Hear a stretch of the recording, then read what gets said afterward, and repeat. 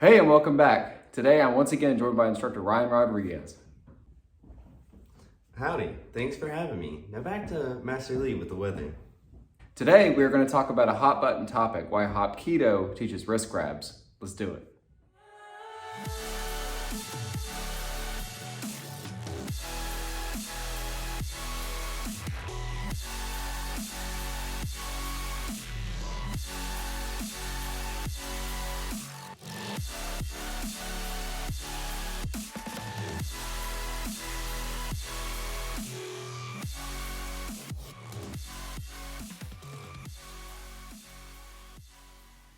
One of the biggest misconceptions in the Hapkido world and in the martial arts world in general is Hapkido's use of wrist grabs. Most martial arts teach that nobody will ever grab your wrist.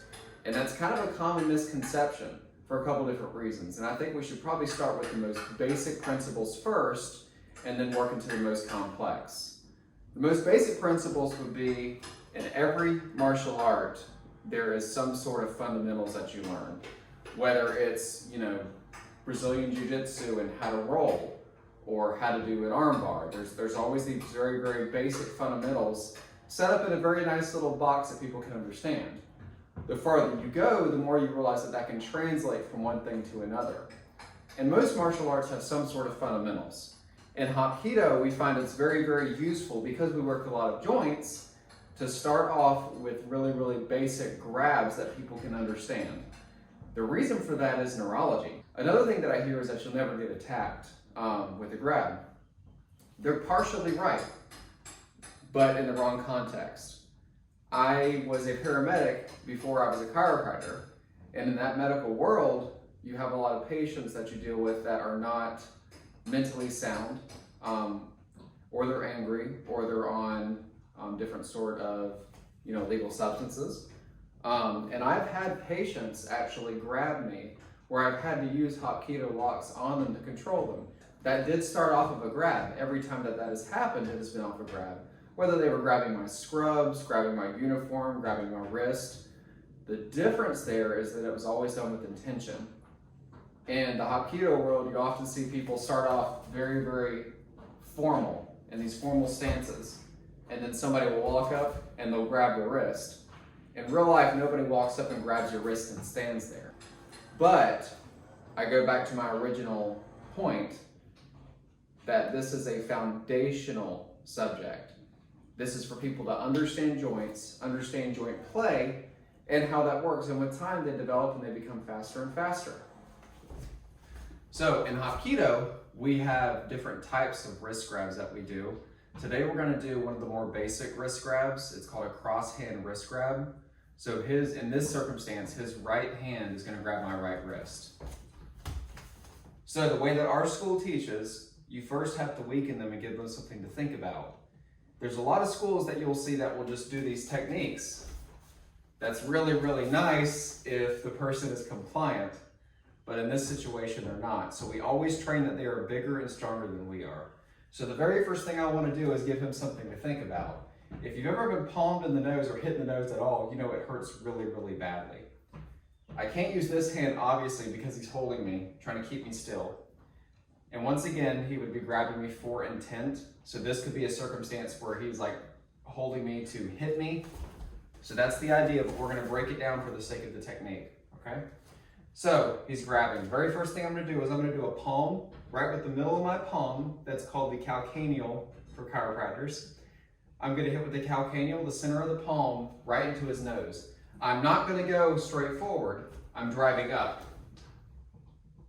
If you see that arches his back, and he is trying to resist the technique, it's going to allow me to push up on that nose. If I hit hard enough, you're going to have what's called a Lefort fracture. And there's different stages to that, but for this video, we'll just say Lefort, right? So I'm causing a Lefort fracture. Grab his wrist. I rotate my right hand. Hapkido uses circles, so I'm going to keep rotating, pushing the back of the fourth knuckle, and I'm going to turn to my left. There's a lot of different things you could do from here. That's where we're going to stop this technique for today. He grabs, palm, grab, rotate, turn to the left. So as you know, your body is made up of a bunch of different types of cells, all with their own jobs. For the nervous system, you have what is called the neuron. That is a nerve cell. Now, for basic terminology, for basic understanding, so medical field out there, please understand this is a basic level, okay? You have your central nervous system, which typically includes your brain stem, and your spinal cord. Then you have your peripheral nervous system, which is everything else outside of the central nervous system. So think about all the nerves that are coming off of the spinal cord, that are coming off of the brain and going elsewhere, cranial nerves, that sort of thing. Now, in the spinal cord, you have two divisions. You have the anterior portion and the posterior portion, or the front and the back. The front of the spinal cord primarily handles the motor or the movement part. So the nerves that are telling your body to move or to do something. The posterior or the back of the spinal cord primarily deals with sensation or sensory input. Now, there are things called interneurons between the two that allow the two to talk. We're not talking about the reflex arc, we're just talking about the very, very basic system. So, within that system, you have multiple nerves that have their own jobs, further divisions from there. Let's talk about the somatic nervous system, or the voluntary nervous system. This is primarily made up of skeletal muscle and things that you can voluntarily move at will. There are several different types of nerves from there, but today we're going to talk about two. The first one we're going to talk about is the alpha motor neuron. You have the cell body, which is located in the spinal cord. You then have this piece called the axon that looks like a tail that will go all the way out from the spinal cord into the muscle group that it's controlling. If you notice, there is a white sheet that runs down that axon. That is called the myelin sheath. That allows for the electricity to pass even faster.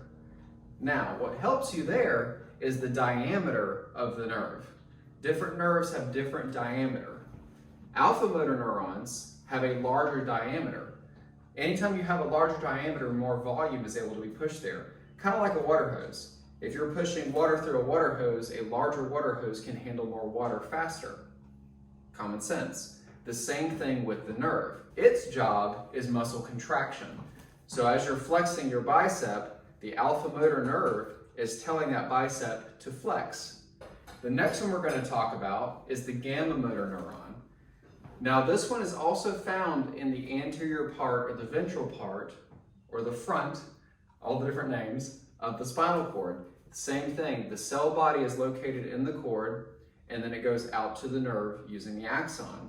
The difference here is both the job and the size. So it is a smaller size, which means it is slightly slower than the alpha motor neuron. So remember, the alpha was fast because it was a large bore. This is a smaller bore or gauge. It's a smaller gauge, so it is slower. But that's okay because it has an entirely different job. Its job is to keep the muscle toned. If you have a flaccid muscle and try to contract it, you can't. This keeps a set tone at all times in the muscle group that then allows you to combine that with contraction so that you can move instantaneously. The reason this matters is one thing: speed. Martial artists develop a higher number of alpha and gamma motor neurons. Now this is where it's kind of cool. Anytime that you need more of something and that you're constantly using something, the body will actually change itself and it will make more of those. The cool thing for martial artists is you get to a point after training to where you can just react. Now with experience and a lot of mistakes being made, with time you'll figure out what works and what doesn't work, and what works and doesn't work on different body types. And that's the cool thing about what we do. With that increased amount of alpha and gamma motor neurons, our bodies become their own system where they can fire and we can work with it. And we're not controlled by it, but we're able to actually manipulate that and use that to our advantage. Okay. So now that you guys know what alpha and motor neurons are, which I'm sure everybody can pass the test right now, right? We're going to talk about how we can apply that to what we talked about earlier. So the original technique was against a wrist grab. He's holding on tight. I want to give him something to think about. Boom, grab, circle, push on the back of the fourth knuckle, turn to the left. That was the original technique. Now, what if he doesn't do that, Master Lee? I'm so glad you asked. We're going to do it from a punch. Now, in this circumstance, we can really do it from any punch he does. For the sake of the video, he's going to do a right straight punch. I'm going to do an inside block, an inside circular block. Notice I'm not directly in front of him. I did move slightly. If I stay right here, it's not going to work out well to be in front of the train. So I moved. I'm going to palm with my other hand as I turn this hand out. Yeah. Same thing, push on the back of the knuckle. I'm holding in a different place. Before I was down here. Now I'm here, but I'm still pushing on the same thing. It's still the same concept. Now, we can go down to that lower arm if we wanted to by doing a trap, grab, and down. We can do that, that is a possibility, but you have to change your technique based on the situation. Every martial art out there has the same mindset. If you do the same technique, regardless of the situation, it doesn't always work out right. The cool thing is this can work if he does something else. So let's say he does a lunge, for example, like a tackle. I can stop him. I can turn the arm and do the same technique. Let's say he does a bear hug. I can drop, weaken, holding the arm the same way, same technique. Let's say he does this really wild, crazy roundhouse thing. Nice street kick. So he comes in, get out of the way, I can palm, same thing. Say he does a jab. I can still get there. It doesn't matter the situation. And that's what's nice. Whenever, as a martial artist, you develop these alpha and gamma motor neurons, you no longer have to think about, what am I going to do? You just do. With time, you learn how to control that. Mr. Rodriguez is a good friend of mine. I don't want to hurt him. I don't want to put him in the hospital. We're here training. But what if we're out, in a store somewhere, and a fight goes down, and he gets a little out of control? I still don't want to hurt him. Right? I just want to control him. So you have to get to the point where you are able to control those neurons. You're able to control the reaction. And it does matter. Because if it's your drunk brother-in-law, you may not want to put him in the hospital. But if it's somebody trying to hurt a family member or you, well, they messed with the wrong person, right? So you've got to learn how to control those neurons with time. So today we talked about why Hapkido teaches wrist grabs, how to use those fundamental techniques, and why it works. Wrist grabs serve a good purpose. They help you build your technique in an easy and accessible way, and they help translate easily over to other techniques. So they do. It's very similar to tons of techniques you'll see in judo and jiu-jitsu and taekwondo, where they don't apply that often themselves specifically, but what you learn from them gets applied into the martial arts you're doing. So it's not very likely I'm going to be doing 360 hook kicks in a fight, but I learn them because they help me see techniques in a different way and understand the body more and understand how the technique works more, so I can take that information and apply it elsewhere. To my martial art. Yeah, it's almost like you get more in tune with your own body, so you can do what you want at will. Yeah. And that's something that we need to remember too, guys, is that sometimes whenever you're developing your martial art, it's not like Mr. Rodriguez said, it's not like you're going around doing 360, jump hook kicks. The fact that you can, the fact that you develop that physicality to be able to do those things is important. So I think that will help you kind of translate what we talked about today too. Okay guys, so if you enjoyed today's video, please like it, smash that subscribe button so that we can keep making videos like this. We absolutely love doing this. It is a hot, beautiful Florida day, but we're so glad to be here and so happy to be sharing our time with you guys. If you would like to, please also comment on the video, whether it is, different videos you may like to see in the future, or maybe even some different perspectives. What arts do you learn, and what are some of the fundamentals in that art and how that can apply to what we talked to today? All right, guys, thank you so much for hanging out with us. Have a wonderful day. See you.